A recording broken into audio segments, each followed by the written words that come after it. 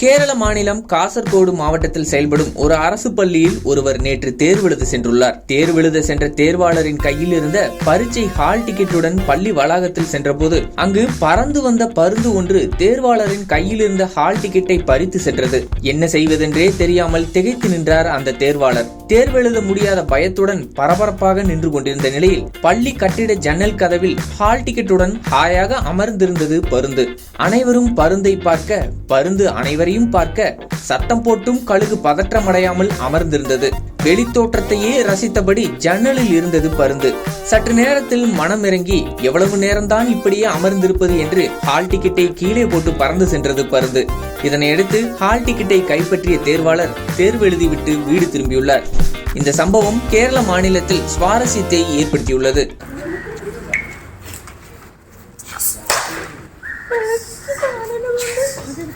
അതെല്ലാം